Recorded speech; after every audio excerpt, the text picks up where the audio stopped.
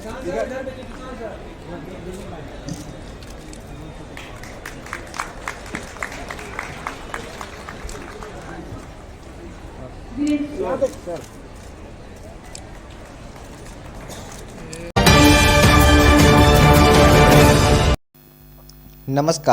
आप देख रहे हैं MNV न्यूज। बिहार कृषि विश्वविद्यालय सबौर मेले का हुआ समापन।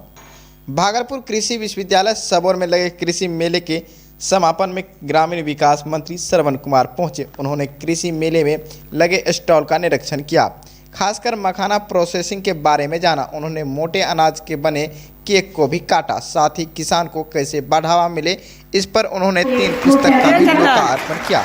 कृषि मेले के तीसरे दिन जलवायु अनुकूलन कृषि पर चर्चा की गई। उन्होंने कहा कि जिस तरह से मौसम में परिवर्तन होता है, उनके अनुकूलन खेती करने से किसानों की आमदनी बढ़ेगी। उस पर कृषि विश्वविद्यालय सबौर काम भी कर रहा है। जलवायु अनुकूलन कृषि पर चर्चा हुई। जलवायु अनुकूलन कृषि पर चर्चा की गई। इसमें कई तरह के विषयों पर चर्चा की गई। मंच से प्रोफेसर RK सुहाने ने बताया कि जलवायु के अनुकूलन खेती करनी चाहिए, इससे पैदावार के साथ साथ आमदनी बहुत अच्छी होती है। जल जीवन हरियाली पर चर्चा की गई। उन्होंने बताया कि कृषि विज्ञान केंद्र के अनुसंधान का ये परिणाम है कि हर जगह जल जीवन हरियाली का मॉडल अपनाया गया है। वहीं उन्होंने बताया अब मौसम के अनुकूल खेती करने को लेकर किसानों को बताया जा रहा है।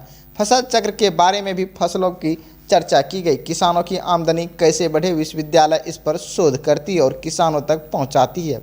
इससे किसानों की आमदनी को बढ़ावा मिलता है। 3 पुस्तक का किया लोकार्पण। मेले में पहुंचे मंत्री ने 3 पुस्तक का लोकार्पण भी किया। इसमें पोषण वाटिका, कृषक समाचार व फसल रोग निवारण पर लिखे पुस्तक का लोकार्पण किया।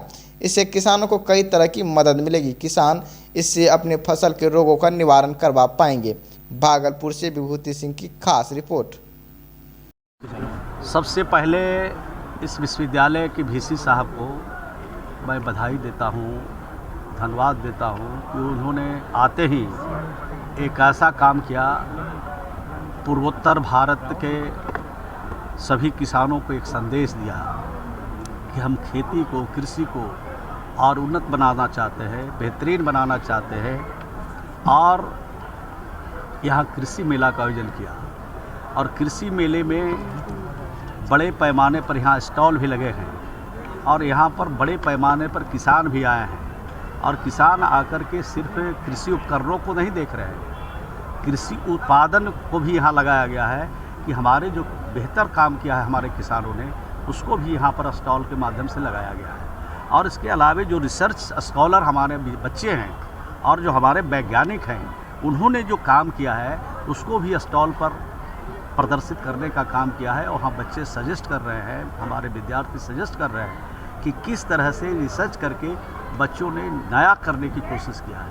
यानी जो बदलते हुए प्रवेश है, बदलते हुए जो मौसम है, यानी जो जलवायु परिवर्तन हो रहा है, उसके जलवायु परिवर्तन के रहते हुए किस तरह से हम नई तकनीकी से खेती करके अपनी उपज को बढ़ा सकते हैं, अपने फसल को अच्छा कर सकते हैं, अपनी आमदनी को बढ़ा सकते हैं।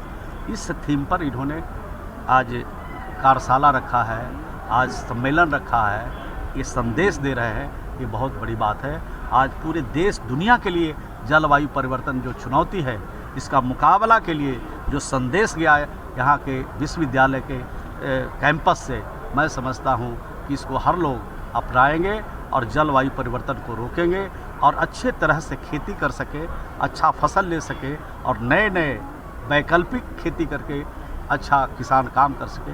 ये सारी चीज़ों की जानकारी जो है मिली है, उसका लाभ बिहार को और बिहार से बाहर देश के अन्य राज्यों को भी लोगों को मिले।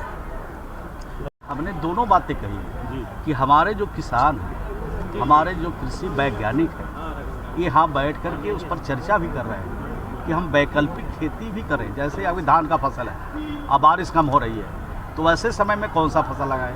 गेहूं का फसल हम लगा रहे हैं और मौसम अनुकूल नहीं है, तो उसमें कौन सा फसल है? इसकी सारी जानकारी आपको स्टॉल घूम जाइएगा, मिल जाएगा। ये नेता लोगों से पूछने से नहीं होगा। नहीं, आपने जलवायु परिवर्तन रोकने की जो बात आपने कही, हमने तो रोकने की बात कही। अब रोक जलवायु भगाया नहीं, हमने कहा रोकने की दिशा में हमारी पहल है। अभी तो मात्र 15% हरियाली क्षेत्र है बिहार में, अब ये जब तक 33% हरियाली परत नहीं बिहार में होगा, जो राष्ट्रीय औसत है, तब तक जलवायु परिवर्तन का नुकसान झेलना पड़ेगा। और मनुष्य के ऊपर पड़ता है तो तुरंत पता चलता है, पशु पक्षियों पर होता है तो पता कम चलता है, अगर फसलों पर पड़ता है तो वो भी झलक जाता है।